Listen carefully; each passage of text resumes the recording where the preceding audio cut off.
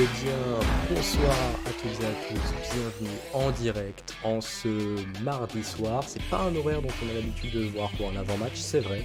En même temps, c'est le tout premier avant-match d'un match européen pour Football. On est extrêmement heureux de pouvoir être avec vous. Bonsoir à toutes les personnes déjà dans le chat, j'ai vu Reizo tout à l'heure.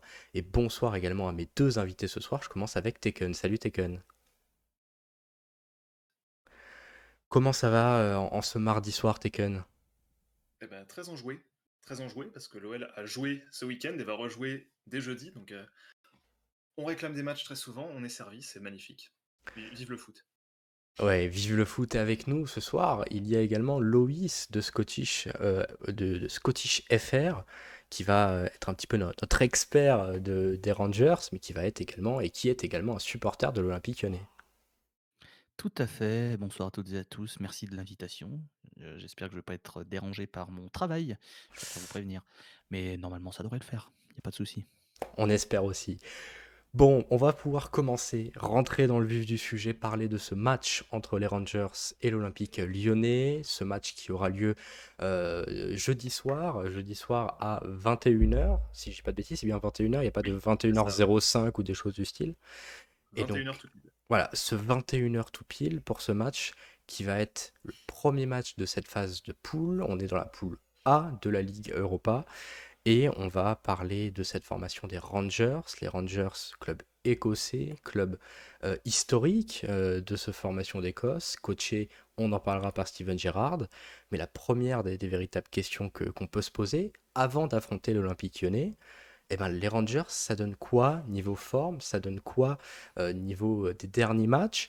Avant de commencer à rentrer dans le vif du sujet, toi, Louis, quelle est finalement ton attache pour cette équipe des Rangers? Quel est ton lien avec cette formation des Rangers? Même si tu es plus dans un compte spécialisé sur le football écossais en général.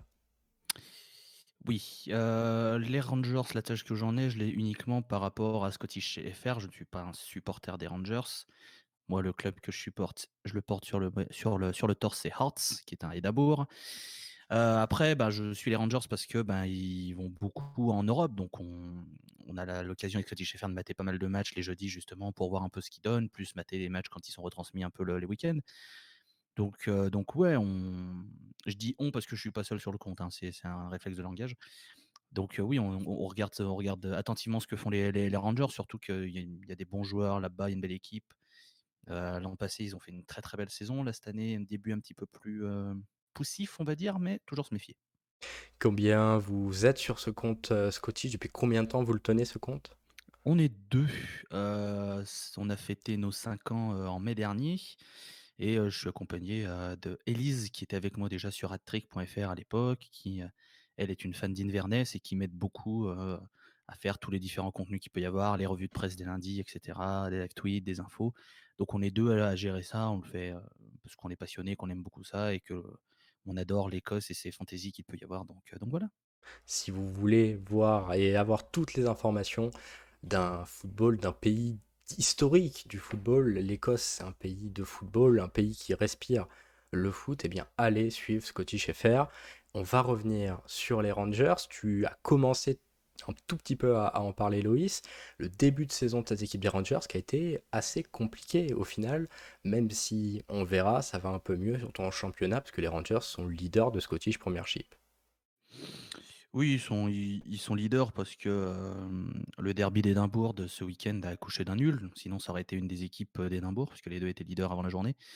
Les Rangers qui ont, connu un début de saison un peu compliqué parce qu'ils ont eu pas mal de cas de Covid et de cas contacts, ce qui fait qu'il y a eu très rarement, voire je crois jamais, leur effectif au complet de disponible pour, Steven Gerrard. Donc il a toujours été obligé de bricoler comme lors du Old Firm, de devoir mettre Léon Balogun qui est un central en arrière droit. Alors ça a très bien fonctionné. Mais normalement, c'est soit James Tavernier, le capitaine, qui vient de Oui. revenir justement du Covid, soit c'est Nathan Patterson, qui est tout juste international écossais, qui lui est encore en cas contact, donc je ne sais pas s'il sera disponible pour jeudi. Mais en tout cas, ils ont mis un peu de temps avant de se lancer, ça a été balbutiant, là ça commence à être un petit peu plus sérieux. Donc à voir, là ça va être le deuxième vrai gros test pour les Rangers, puisqu'il y a eu le Old Firm il y a quelques jours de cela, il y a 2 semaines si je dis pas de conneries, et qu'ils l'ont reporté. Donc il va falloir faire très attention. Ils ont quand même un 11 qui va être très solide. Et puis voilà, Gerrard, il a l'habitude aussi des gros matchs, donc puis les Rangers, ils sont huitième de finaliste de l'Europa League de la saison passée. Donc ils ont aussi pris cette habitude des gros matchs. Donc ça va être assez important pour Lyon de ne pas y aller avec un esprit en mode c'est une équipe écossaise, c'est Ouais. bon, c'est un championnat mineur. Il faudra vraiment être très sérieux. Cette formation des Rangers, j'ai mis à l'image deux joueurs stars pour parler, on va dire, c'est même pas les stars, c'est deux joueurs que personnellement je connais et que de ce que j'entends, ils sont vraiment très intéressants. À gauche, Glenn Kamara, à droite, Alfredo Morelos. Ce dernier, ça va être vraiment le danger offensif majeur pour l'OL. Alfredo Morelos, qui reste sur une très bonne saison. Quelle est vraiment, selon toi, la force principale de cette équipe, sans parler forcément de joueurs? Comment va être dangereux cette formation des Rangers avec ce début de saison qu'on a pu suivre? Pour moi, ils ont deux forces, on va dire, un peu plus présentes que les autres. La première, c'est que c'est une équipe qui arrive à très bien se projeter quand il récupère le ballon. Il y a un joueur qui s'appelle Ryan Kent, je pense que pas mal de gens Oui, le connaissent.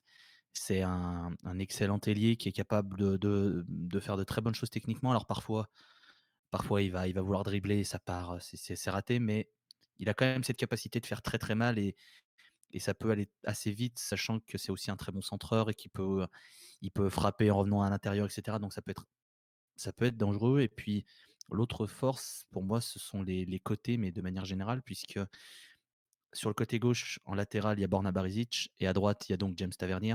Ce sont 2 excellents centreurs.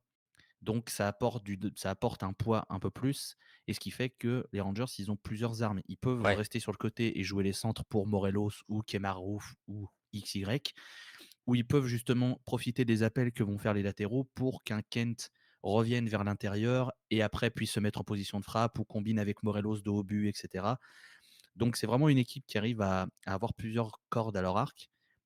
Donc il faudra bien se méfier de ça quand on sait que, par exemple, Malo Gusto, que j'aime beaucoup, a encore parfois du mal à revenir défensivement. Il peut laisser un peu des espaces dans son dos parce qu'on a tendance à défendre haut à l'OL, avec Boss, j'entends. Il faudra faire attention justement sur ce côté-là et pas laisser les latéraux prendre de la confiance parce que eh ben, on peut se faire il peut punir, ouais. prendre vite la foire, surtout avec l'ambiance d'Ibrox, ça peut être très compliqué. Je fais le petit bonjour à Ferran qui est dans le chat, qui est un autre membre de notre équipe et qui lui parle de Ryan Kent, qu'il aime beaucoup et qui je sais qu'il affectionne particulièrement. On va parler des quelques absents de cette formation. Alors tu l'as dit, il y a eu beaucoup de cas de Covid, il y a eu des retours de Covid qui sont pas encore tout à fait sûrs, tout à fait officiels. À l'image, voilà, on a mis surtout Yanis Hadji à droite, qui lui devrait être absent. Est-ce qu'on en sait un peu plus? Mais en même temps, on est dans le flou de ces retours de Covid, on ne sait pas trop quand est-ce que ça pourra revenir. Il y a rien qui est véritablement sorti pour le moment. Il était absent pour Saint Johnston. Donc ça, ce sera sûrement demain, voire dans la journée de jeudi, quand on saura s'ils sont dans le groupe ou s'ils sont absents. Ce qui est sûr, c'est que si Yanis Hadji est disponible, il sera titulaire, je pense, sur le côté gauche et Ken sera à droite ou inversement. Les deux ont tendance des D'accord. fois à bouger. Tandis que Golson sera titulaire en défense centrale. C'est deux joueurs très importants pour les Rangers. Mais voilà, ils étaient en cas contact. Donc pour le moment, il n'y a rien qui est sorti en termes de est-ce qu'ils seront là. Donc ce sera au dernier moment. Il y a Reizo qui nous dit que ce qui lui fait peur, c'est la vitesse des attaquants de Glasgow, c'est pas des Slimani. On verra bien ce que ça pourra donner, en tout cas dans ce match. On a commencé à entamer la transition avec Slimani. Je vais pouvoir laisser la parole à mon coéquipier Tekken pour nous parler des absents côté lyonnais, parce que Slimani va être directement impacté par ces indisponibles, parce qu'il y en a finalement beaucoup, et même plus que ce que j'avais prévu sur ma slide de PowerPoint, qui n'a pas du tout été faite ces dernières minutes, si je puis dire. Donc au final, sur cette PowerPoint, il n'y a pas tout le monde, hein, mais bon, Tekken va nous faire le point. Ce sont les défauts de l'anticipation. Concernant les absents à l'OL, bah, on a toujours Léo Dubois qui est blessé pour une durée encore voilà, de quelques semaines. Kadewere aussi qui va encore manquer plusieurs matchs avec l'OL. Bon, Reine Adélaïde, on commence à être habitué malheureusement et on l'espère le retrouver très bientôt, d'ici quelques semaines également. D'autres absents sont également à signaler, c'est tombé d'ailleurs aujourd'hui dans l'après-midi. Premièrement, Dembélé qui risque d'être absent à la fois pour le match contre les Rangers mais aussi contre le PSG dimanche. parce que le joueur ressent voilà, une gêne musculaire après l'entraînement de ces derniers jours. Également aussi Shaqiri qui lui va être absent, pas pour un problème musculaire, mais plutôt pour un problème administratif lié au Covid. En fait, comme il n'a pas un parcours vaccinal complet, s'il prend le risque de quitter le territoire français pour se rendre en Écosse, l'État français lui imposerait une quarantaine à son retour en France et donc il manquerait les matchs ultérieurs, qui va le contraindre malheureusement à rester en France pour le match des Rangers. On a par contre, parmi les retours dans le groupe, Damien Da Silva qui était suspendu pour le match contre Strasbourg, qui va être évidemment présent. On a également aussi euh, Slimani voilà, qui va être dans le groupe et d'autres. Donc en termes d'absents pour l'OL, il y en a plusieurs, mais ah oui, un autre point également à signaler. Il y avait une certaine incertitude sur les absences conjuguées de Guimarães et de Paqueta à cause aussi du Covid-19.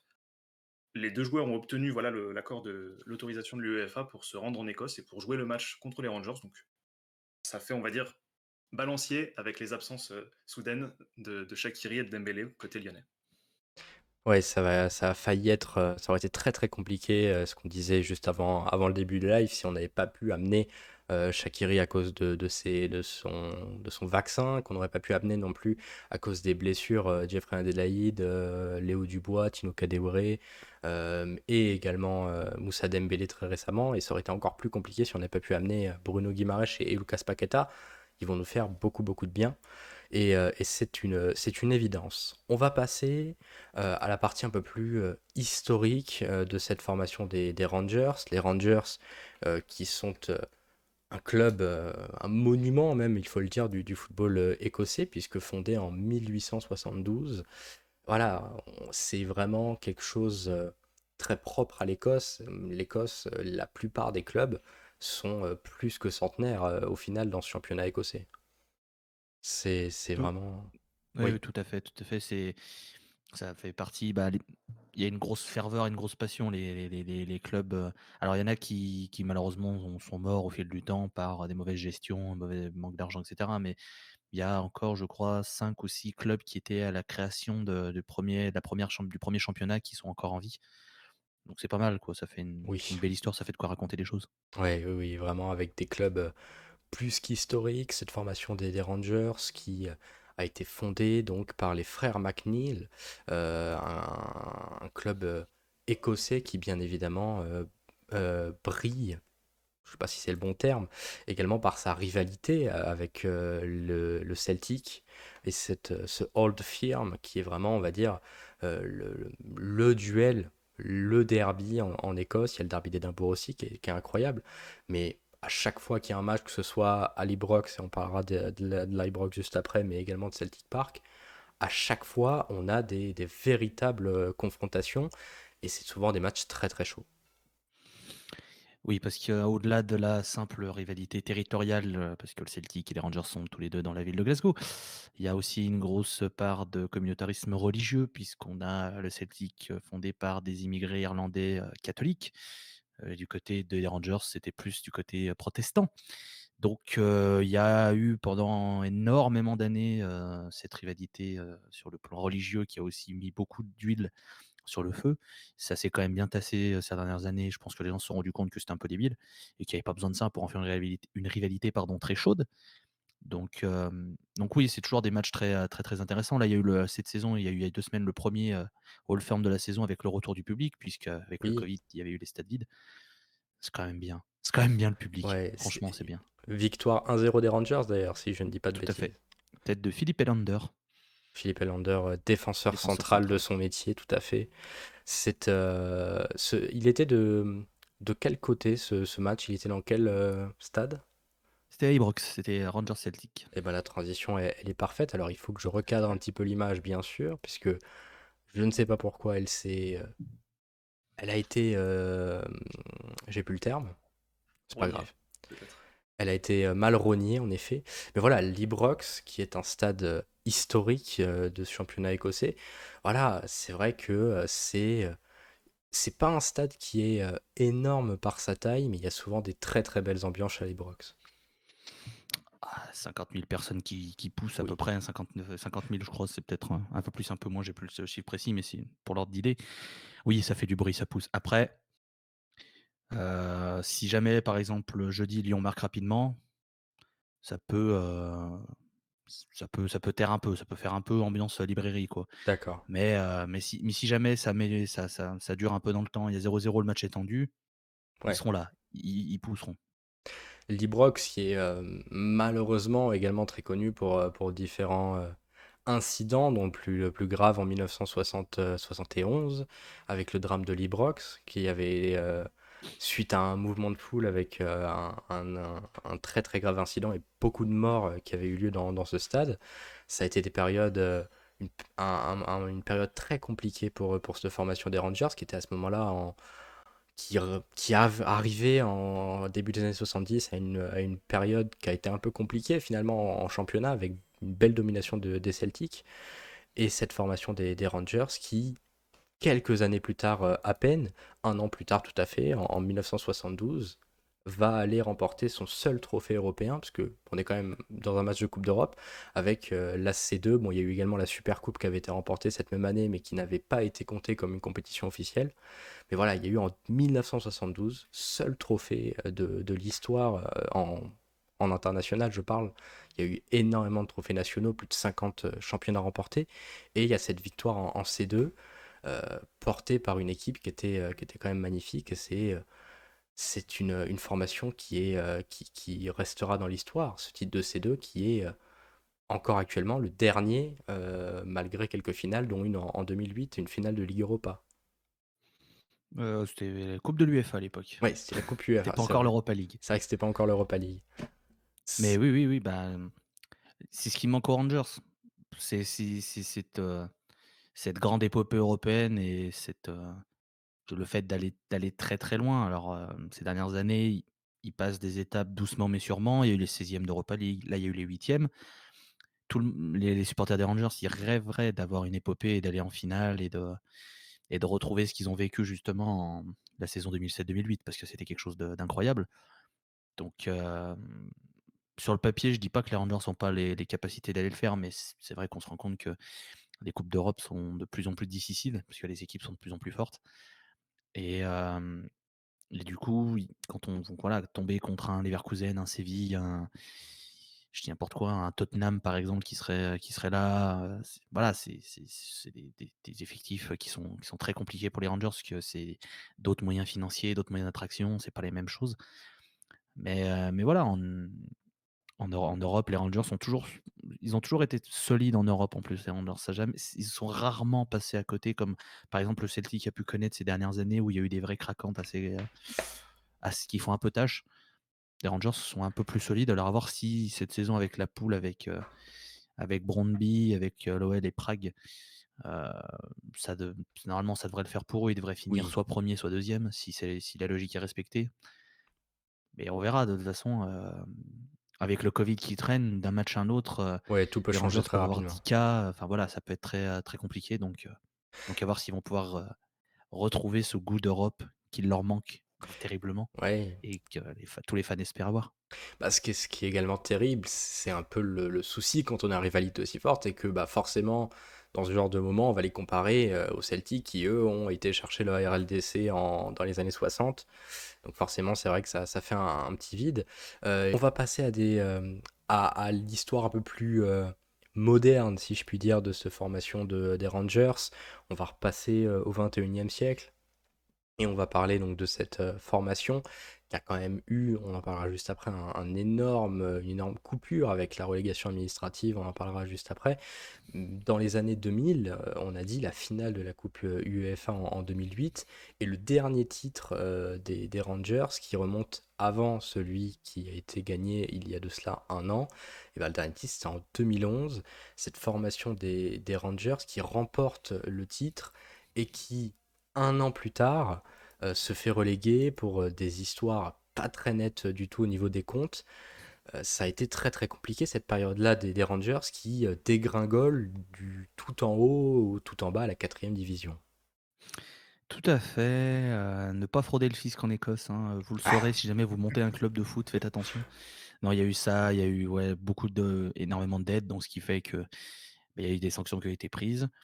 Heu, Si jamais vous avez envie de vous plonger plus profondément dans l'histoire, enfin, il y a des trucs compliqués à base de rachat de noms, de groupuscules, enfin, c'est un enfer vraiment à tout comprendre parce qu'il y a pas mal de bordel, mais pour, simplifier, hem, les clubs ont voté pour qu'ils repartent de D4, ils se sont fait racheter par un consortium qui a en gros racheté le nom du club pour simplifier, qui a racheté un peu l'histoire du club pour que ça continue. Ils sont repartis donc de 4e division, qui est la plus basse division dans la sphère professionnelle en Écosse, sachant que la D4, ils sont tous semi-professionnels, donc les Rangers, c'était le seul club professionnel de l'époque. Ouais. Donc, ils faisaient des matchs avec 30 000 personnes à Ibrox Park et des déplacements dans des stades où souvent il y a 400-500 personnes à tout péter. Là, ils étaient 3 000, 4 000, 5 000 parce que quand tu es fan des Rangers, voilà, tu supportes, c'est logique. Oui. Donc, après la relégation, ils avaient quand même un effectif assez fort parce qu'ils repartaient quand même avec avec du sang frais, avec tout qui était un petit peu clean, etc. Il y avait d'ailleurs l'ancien Lyonnais Sébastien Faure, hein, qui a fait Oui. D4, D3, D3, D2 avec eux. Et puis, il y a eu une année compliquée quand ils arrivent en deuxième division, parce qu'en plus, ils sont tombés dans une deuxième division qui était peut-être la plus relevée de l'histoire, puisqu'il y avait les Rangers, il y a eu Hearts qui était relégué aussi à cause de problèmes financiers, et il y a Qui eu gagne le Hibernian championnat, qui je était crois. relégué. Ah non, c'est Hibernian qui gagne le championnat, je sais plus. Non, c'est Hearts C'est Hart. qui remporte en étant le sacré champion le plus rapide de l'histoire de la D2 avec le plus de points de l'histoire de la D2 en 30 journées d'invincibilité de suite. Enfin Ah bref, oui, ok, ok. c'était très très cool. 21 points d'avance, je crois, à la fin du championnat. Et les Rangers galèrent cette année-là à monter. D'ailleurs, c'est contre Motherwell en barrage que il y a un défenseur qui après le coup de sifflet final met une grande patate à un joueur. Pilel Mosny, voilà. Défenseur des Rangers qui met une grande patate à un mec de Magnifique. Motherwell après le coup de sifflet final. Enfin, magnifique. Et donc ils galèrent et la saison d'après ils remontent. Mm. Donc à 2015-2016 ils remontent à la fin de cette saison. Donc ils arrivent en 2016-2017, ils sont de retour en Écosse, enfin en première division. Ça a été compliqué aussi pas parce que l'effectif était pas bon, ils ont un peu galéré. Ils finissent troisième la première saison. Il y a eu des soucis d'entraîneur, des mauvais choix, des mauvaises recrues. C'était un petit peu flou jusqu'à l'arrivée de Gerrard qui a permis d'apporter un peu de stabilité et de constance au projet Rangers et ce qu'ils voulaient faire. Ouais. Mais voilà, c'est vrai que la décennie 2010, ça a été assez C'est tumultueux pour assez ne pas dire plus. folklorique, pour ne pas reprendre certaines expressions à Romain Molina. Pareil, au niveau des entraîneurs, une petite stat, que je sais pas si jamais tu l'as ou même si tu l'as pas, c'est pas grave, mais il me semble, en tout cas il l'a été pendant pas mal de temps, l'entraîneur resté le moins longtemps à la tête des Rangers, pendant très longtemps, ça a été Paul Le Guen, bon, on remonte un peu dans le temps, qui dans les années 2000, après l'OL, parce que la transition elle est bien là aussi, en 2006, arrive, récupère le club, ou c'est 2005, je ne sais plus. Je crois que 2006. c'est 2006 parce qu'il prend une année sabbatique après l'OL et qui du coup reste, enfin arrive et installe pas mal de Français au sein de ce club pour qu'au final, après à peine 6 mois plus tard, il se fait licencier au mois de janvier. Ah oui, un grand moment. Parler des fans des Rangers, vous parlez du nom de Paul Le Guen, à mon avis, Et ça va pas le faire. il y a pas de bonnes choses qui sortent. Non, non, ça a été compliqué. Il a voulu tout révolutionner au club et il y avait encore certaines choses très établies. Il y avait des joueurs comme Barry Ferguson. T'écartes pas Barry Ferguson quand tu Oui, débarques aux Rangers. Enfin, t'as pas le droit en fait. Il faut être plus diplomate si tu veux vraiment l'écarter. il Et là, faut. c'était compliqué. Enfin, il y avait beaucoup de mauvais choix. Et oui, c'est très mal passé. Ça a été compliqué, oui, oui. Pas resté longtemps, mais il est quand même resté dans les mémoires, du coup, grâce à ça. Bravo à lui. C'est oui, bravo à lui, bien joué. Bon, on aurait tous, je pense, en tant que Français, aimé le voir réussir dans un club aussi historique. C'est rare des entraîneurs français qui réussissent dans les clubs historiques. Et c'est vrai que bon, Paul Le Guen n'est pas un nom qu'on retiendra dans ce sens-là. On va faire la transition avec encore un peu plus l'actuel. À l'image, vous avez Ross Wilson, qui est le responsable, le directeur du football, le directeur technique, qui est l'une des personnes qui gère beaucoup le sportif du côté des Rangers. Vous avez également, on l'a dit, Steven Gerrard, l'ancienne star, l'ancienne gloire de Liverpool, qui est de retour, enfin qui est de retour, non, il n'a jamais été, qui est arrivé aux Rangers en 2019 ou 2018, 2018, 2018, si je dis je pas de crois, conneries. qui est maintenant l'entraîneur de cette équipe. Et le troisième nom, en général, à chaque match, vous avez ça, vous avez le président, ou en tout cas, voilà, quelqu'un qui dirige, le coach et le capitaine. Le capitaine, cette année, confirme-moi, enfin infirme si jamais je dis une bêtise, mais c'est James Tavernier qui reste le capitaine de cette formation des Rangers. Tavernier qui est le latéral droit de cette équipe, un latéral droit très offensif. Tout à fait, tout à fait. Un excellent tireur de penalty aussi. Donc, faire attention à ça parce que il a dû se louper, je crois. Si je dis pas de conneries, alors après, je fais peut-être. Je crois qu'il a dû en louper un sur ses 20 derniers ou 21 derniers D'accord, ouais. penalty. Donc, c'est quelqu'un de très fiable sur ce domaine. Donc, il faudra faire attention à pas se laisser prendre, à pas laisser traîner les mains. Et là, je te regarde directement, Malo. S'il te plaît, ne fais pas cette erreur. Ne fais pas comme contre Strasbourg. Ou alors fais-le si on mène 3-0, c'est pas très grave. Enfin, c'est moins grave. Oui, Mais oui, c'est un latéral très offensif qui a une très, très, très, très bon pied droit. Vraiment, là, ce week-end contre St. Johnston, il a mis une frappe de 25 mètres en pleine lucarne. Très belle frappe ouais. voilà, de ce côté. Donc, Qui a c'est donné, quelqu'un. qui a Oui, donné il a la donné la victoire. victoire en plus, parce qu'il y a une victoire qui est 2-1. Victoire donc pour les hommes de Steven Gerrard. Steven Gerrard qui est arrivé, qui a vraiment remis les Rangers sur le droit chemin. C'était un pari de nommer un entraîneur comme Gerrard qui n'avait pas du tout d'expérience dans le coaching. Et au final, ça a plus que marché, puisque bah, l'année dernière, retrouvailles 10 ans après du titre de Scottish Premiership. Alors, ça a plus que marché, oui et non.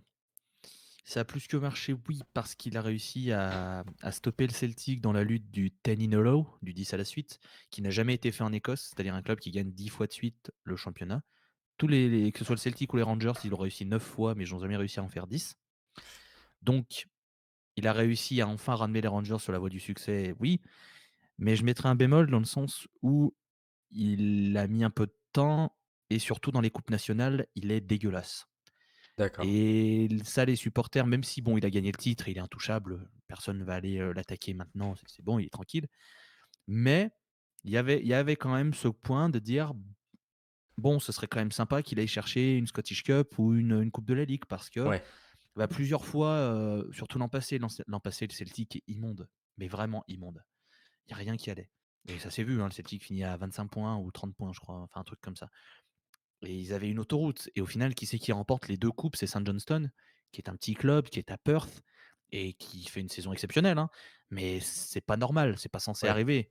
Et c'est en ça où il va encore falloir qu'il fasse prendre conscience à ses joueurs que quand tu es les Rangers, tu dois viser le triplé. oui, oui, Ce oui. que le Celtic a réussi à faire les dernières saisons en allant tout gagner. On banalise ça, mais ils l'ont fait 3 fois de suite quand même, de prendre les 3 coupes. Donc, c'est sur ce point qu'il va falloir qu'il travaille aussi, c'est réussir à faire prendre confiance à son effectif que le championnat, c'est très bien et je pense que s'il gagne encore le championnat cette année, les supporters, il y a pas de souci, mais qu'un petit trophée national à côté, ça fait jamais de mal et ça fait Oui. toujours mieux. Je, je pense qu'on peut appliquer le même discours à Bruno Genesio, mais c'est dans un autre contexte, un petit peu. Ne lance pas sur ce sujet, on va être vulgaires tous les 3, je pense. Ah oui, oui, oui. Ouais, Oui, oui, oui. ça, On va parler bref. de deux noms. Bon, on va faire. Voilà, c'est très simple.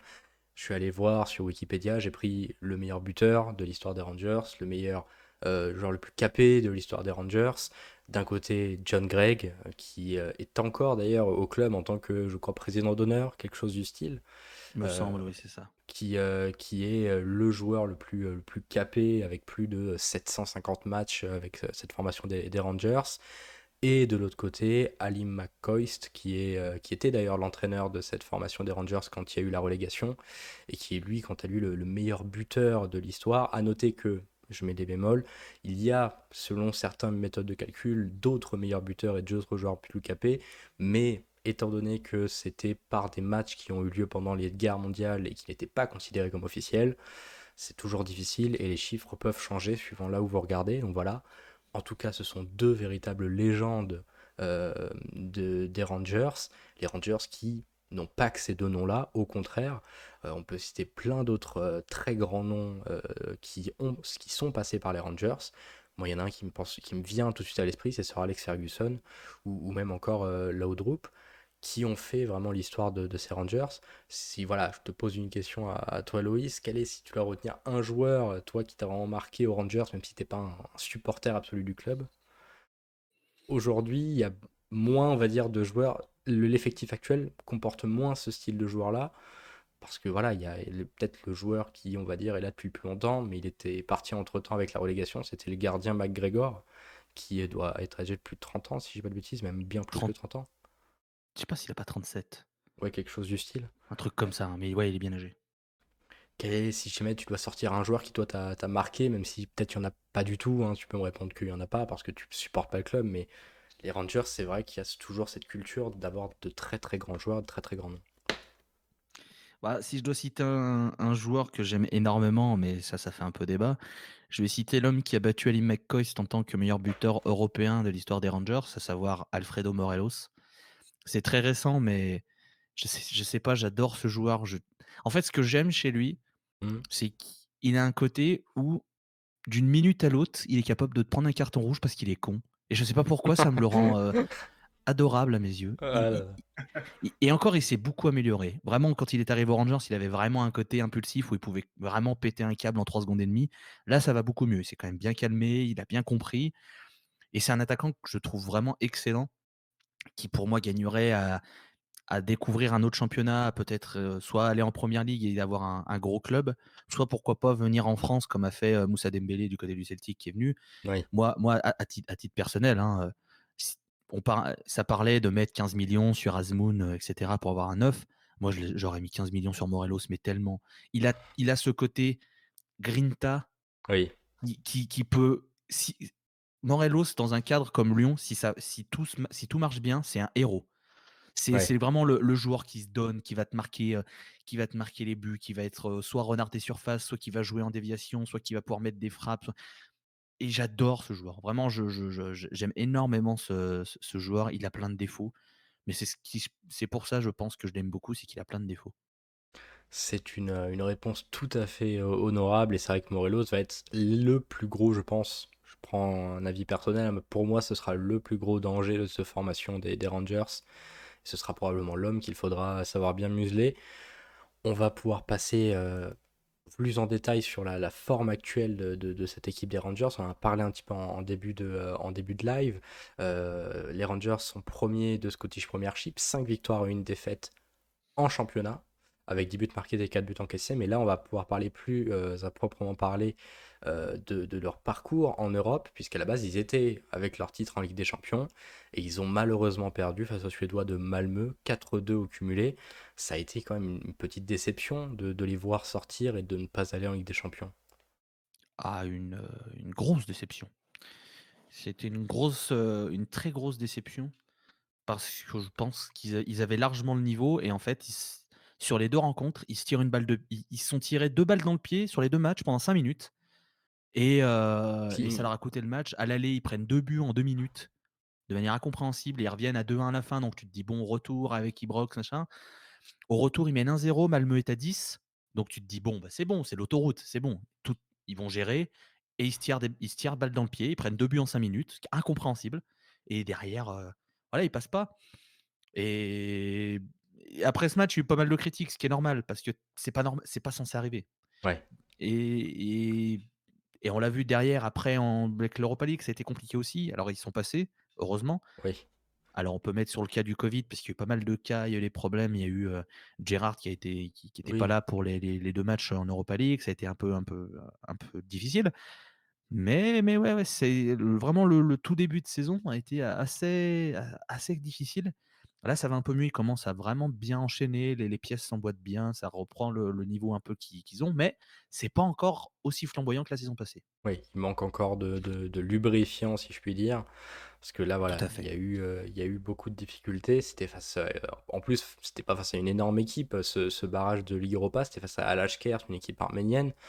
Normalement, je pense pas me tromper en disant que normalement, c'est 3-0 aller, 3-0 retour. Et envoyer, c'est bon, c'est fait, quoi. Bon, Après, à la Skert, équipe qui a pas mal d'argent, qui recrute des joueurs exprès pour aller un peu loin en Europe, qui assez chiante à jouer. Aller en Arménie, c'est toujours compliqué parce que c'est c'est vrai. très loin. Et je sais de quoi je parle, je suis quand même d'origine arménienne, donc si vous dites du mal d'un club arménien, on va pas s'entendre. Mais blague à part, oui, normalement les Rangers, ça aurait dû être 2-0, 2-0, c'est plié, merci, au revoir. Et là, il y a eu Voilà. 1-0, 0-0. Alors certes, là aussi, il y avait encore des joueurs qui étaient out pour Covid, mais voilà, certes, tu es qualifié, mais bon, tu te dis C'est pas passé loin. ouais, C'est voilà, ça. tu as un peu l'épée de Damoclès qui est tombée juste à côté en mode: «La prochaine fois, ça tombera pas à côté».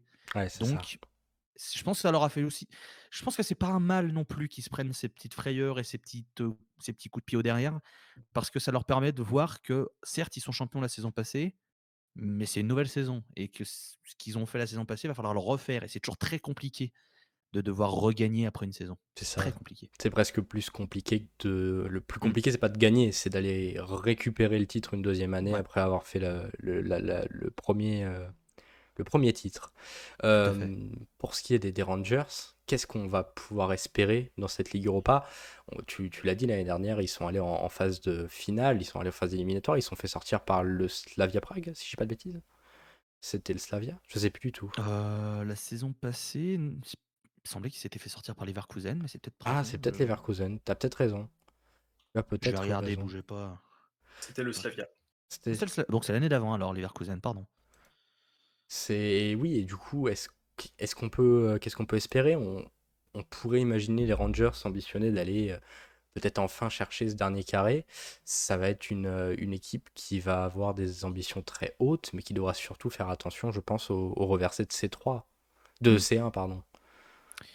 Bah, là, les Rangers, ils vont être dans un cas où normalement, ils doivent finir donc premier ou deuxième, comme je l'ai dit. Mais sachant qu'on le sait maintenant, quand tu finis deuxième, tu te tapes un 16e de finale Ouais, avec des reversés de C1. Et quand on voit ce qu'il y a en C1, tu risques de te taper une grosse équipe. Donc il peut toujours y avoir cette espèce de calcul, de te dire si tu loupes ton début, est-ce que tu as pas mieux fait d'aller peut-être en C3 et enfin en C4, je sais plus si c'est la C3, la C4, la C22, la conférence. C'est la Mais, C4. mais du coup, est-ce que c'est pas mieux finalement peut-être d'aller en C3 et d'être une des têtes de série du coup qui va jouer un 16e contre un second de la poule de C3 pour peut-être aller loin en C3?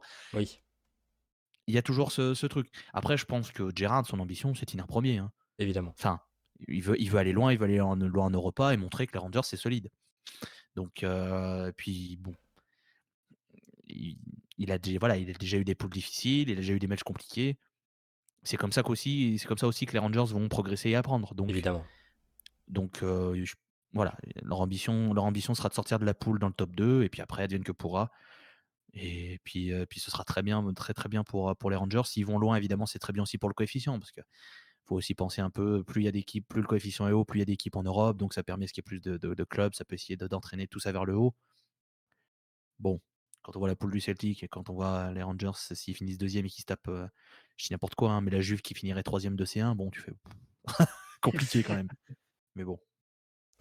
Et oui, oui, oui, ça semble quand même dur. Et c'est vrai que, bon, c'est le compte du football, mais je pense que c'est l'un de nous trois autres qui s'est connecté avec le compte pro qui le dit.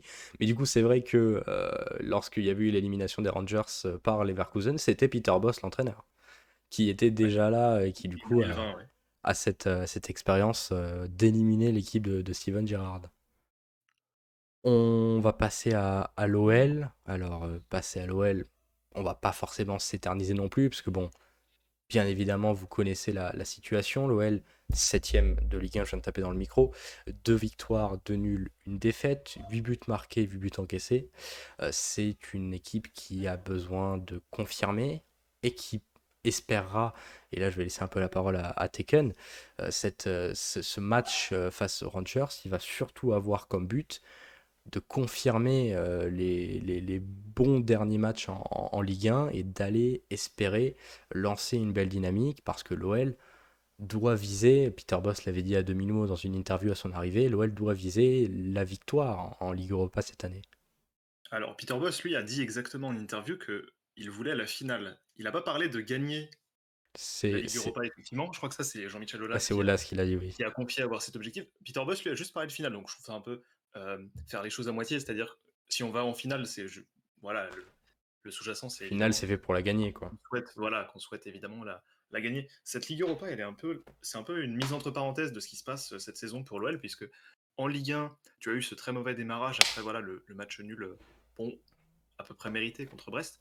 Tu as eu la catastrophe totale à Angers. Tu as eu le match contre Clermont où tu as eu beaucoup de belles choses et où tu te disais à la fin, ok, c'est bon, ça n'a rien à voir avec les deux matchs. l'OL semble produire quelque chose et avoir trouvé quelque chose entre-temps.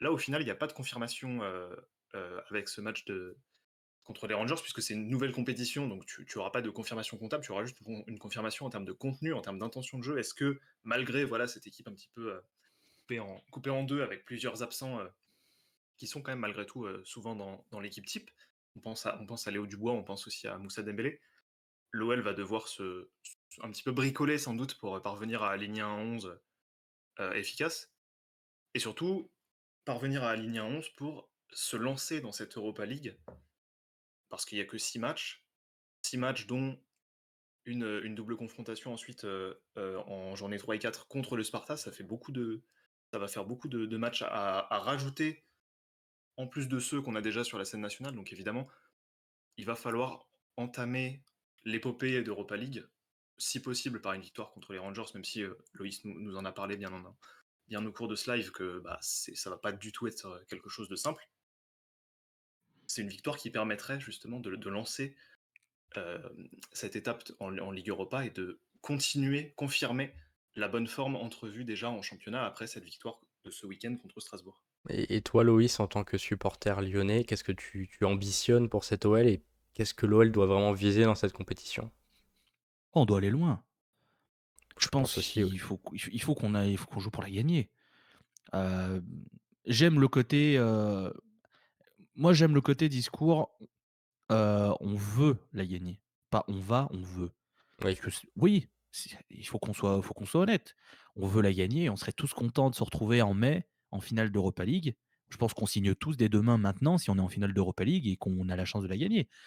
Je pense qu'on a l'effectif pour aller là, pour aller loin. On a la chance d'avoir une poule qui est quand même jouable. Où je pense que le seul adversaire très compliqué, c'est les Rangers. Sans vouloir manquer de respect à Prague et à Brøndby, je pense que c'est des adversaires qu'on doit maîtriser plus facilement que les Rangers. ouais. Après, comme je l'ai dit, hein, avec le Covid qui rajoute beaucoup d'incertitudes, d'un match à un autre, ça peut tellement basculer et tu peux tellement te retrouver avec une équipe C parce qu'on a 2 cas Covid et 4 cas contact et tu te retrouves à mettre Barcola titulaire et Flo da Silva au milieu, tu vois. Alors ça me dérangerait pas, je les aime beaucoup. Mais bon, je pense que si tu as l'occasion de faire ça au match 6 parce que tu as 15 points et que tu es sûr d'être premier, bon, bah Oui, c'est cool. oui, Si tu es oui. obligé de le faire parce que tu as des blessés et des Covid, C'est c'est pas le moins même cool, contexte. C'est pas le même contexte. évidemment.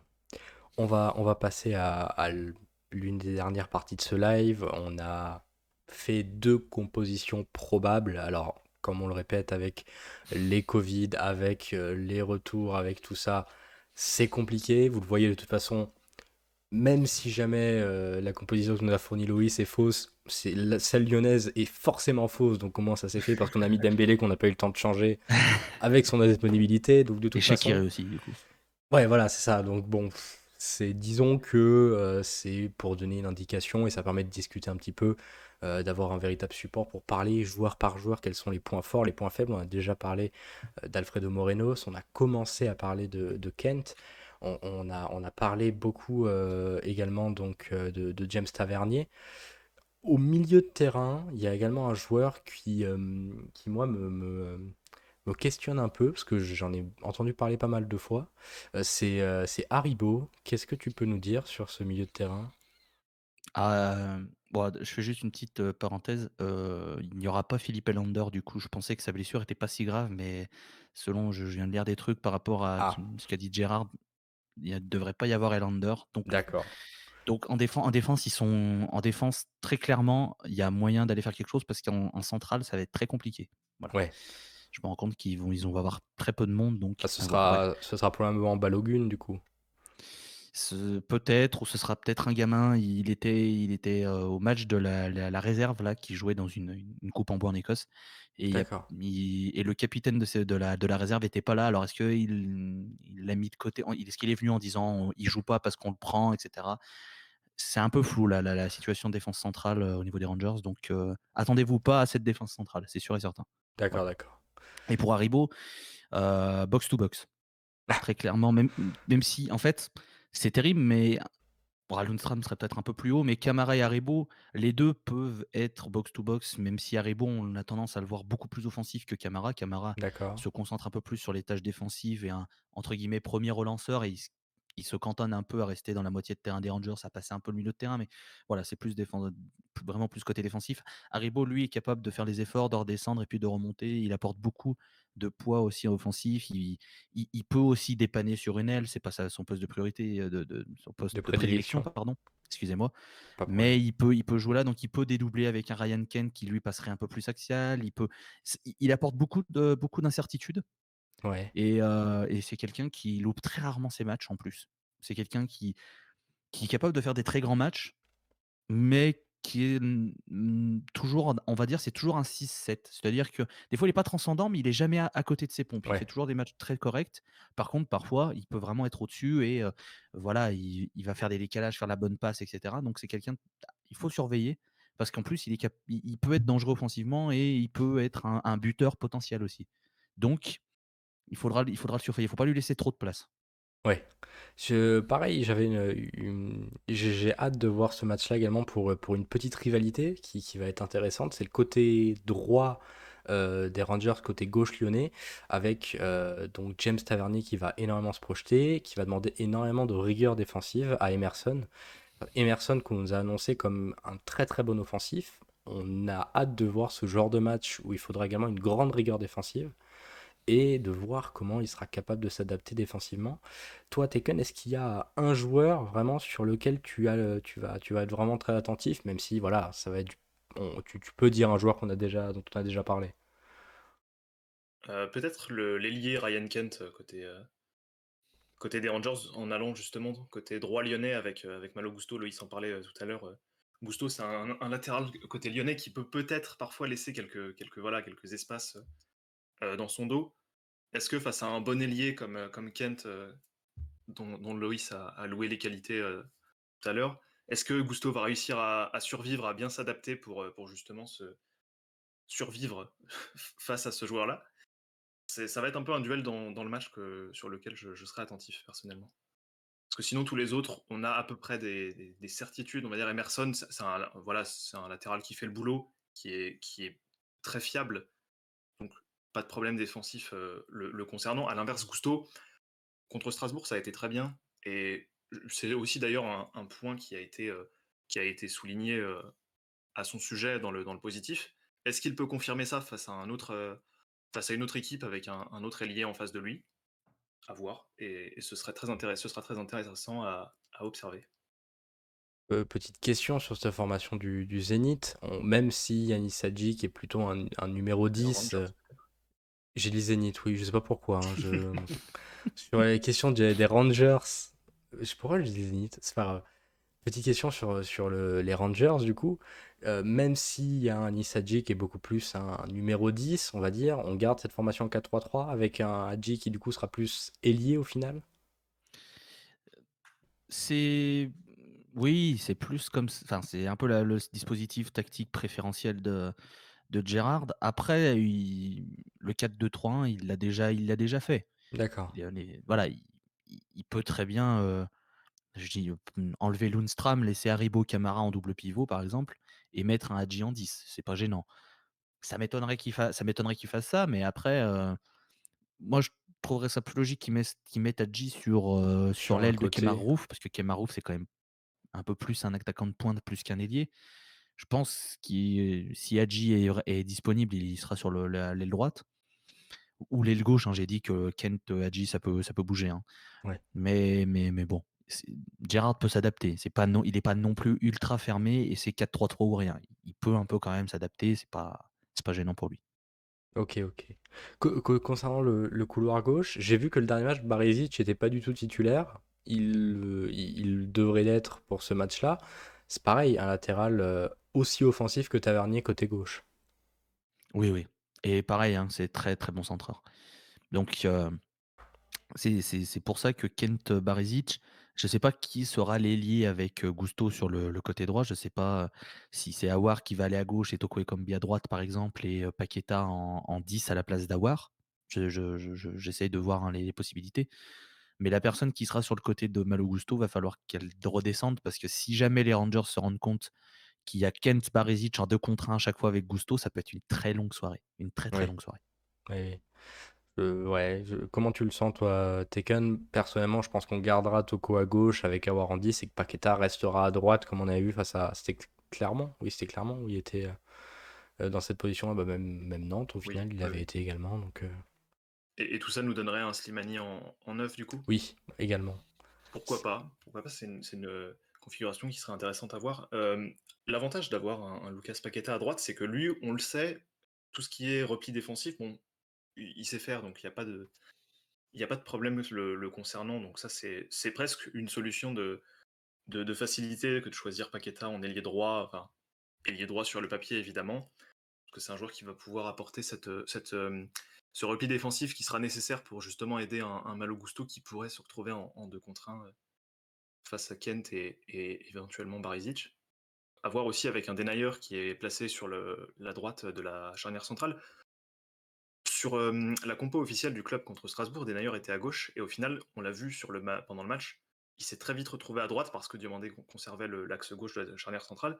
Et Denayer, qui est très rapide et qui peut justement couvrir les espaces dans le dos de Malo Gusto, un peu comme ce que Da Silva avait fait avec Dubois contre Nantes, si vous vous souvenez un petit peu, en se plaçant un petit peu, si on trace une ligne diagonale vers la droite en partant de Denayer sur la compo là, qu'on a à l'écran, pour justement se positionner dans cette zone afin de couvrir l'espace et éventuellement empêcher des contres de la part des Rangers. C'est aussi quelque chose à laquelle on peut s'attendre, je pense. Ouais, Diomandé qui garde beaucoup plus l'axe gauche. On avait vu lors de la préparation, Diomandé était avec Loukeba, le défenseur axe gauche. Axe droit, il y avait à ce moment-là encore Marcelo et Damien Da Silva, avant le retour de Denayer, qui avait repris lui aussi l'axe droit lorsqu'il était revenu de vacances. Et on devrait du coup avoir Jérôme Boateng, qu'on n'a pas mis titulaire là parce que il semble encore juste niveau physique. Il sera probablement dans le groupe et il sera probablement sur le banc, hein, pas de problème là-dessus. Il risque peut-être même de rentrer en cours de match. Maintenant, je ne pense pas, c'est un choix personnel, hein, c'est moi qui ai fait la compo lyonnaise, je prends la responsabilité, même si ça incombe absolument rien. Euh, je pense que Boateng sera sur le banc. Shaqiri, vous le voyez aussi, hein, j'ai même mis Shaqiri. Je croyais avoir mis Paqueta à la place de Shaqiri, mais même sur ce compo-là, il y a Shaqiri titulaire. Donc bon, vraiment, bon, on va pas dire grand-chose dans la compo. Et oui, ça sera un match qui va être extrêmement intéressant. Il est déjà 22h, on va tranquillement dérouler le fil de ce live qui arrive à sa fin avec, on va dire, la partie plus de pronostic. Bon, c'est pour conclure un peu le live. Comment tu vois cette rencontre en termes de score, Loïs? Si jamais tu dois nous donner un buteur de chaque côté?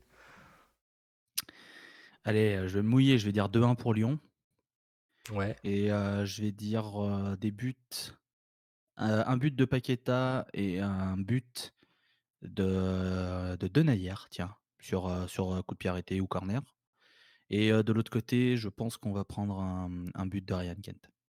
But de Ryan Kent, pardon. Taken, ton pronostic. Alors j'aurais aussi pensé à un 2-1, mais avec des buteurs différents. Côté Rangers, là, j'ai écouté le plaidoyer de Loïs pour Morelos, donc maintenant je commence à trembler un petit peu. Et côté lyonnais, j'ai bien envie de voir un but de Slimani, parce que je sais pas pourquoi, je sens qu'on va l'avoir en neuf. Mmh. Ça fait un moment qu'on l'a pas vu. Enfin, la dernière fois, c'était contre Angers, et ça s'était pas bien passé du tout, voilà, pour plusieurs raisons.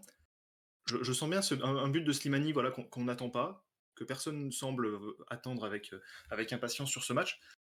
J'ai un petit sentiment là pour Slimani, voilà. Et si je dois donner le deuxième buteur lyonnais, j'en ai absolument aucune idée. Je pencherais bien sur un Oussem Aouar, avec un petit brassard de capitaine en plus, vu que Dembélé et Dubois sont indisponibles. Voilà. Oussem Aouar avec le brassard à l'extérieur en Coupe d'Europe, ça me plaît bien. Je signe pour ça. Ferran qui dans le chat nous dit lui dit 2-0 pour l'OL. Personnellement, j'ai du mal à imaginer l'OL gagner parce que ça me reste dans l'idée le match le plus difficile pour l'OL, c'est-à-dire face au plus gros adversaire de la poule à l'extérieur.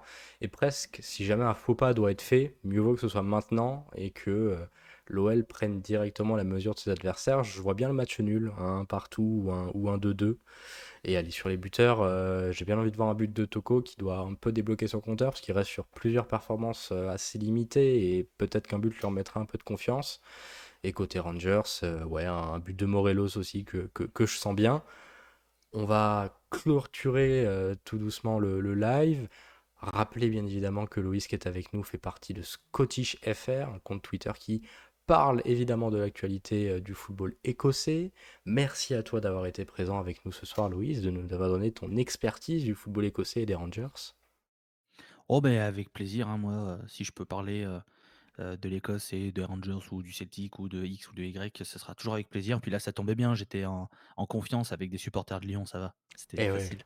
c'est sûr, c'est sûr, c'est sûr. Merci également à toi, Taken, d'avoir été là à nos côtés et d'avoir pu parler un peu de l'OL également. C'est toujours un plaisir.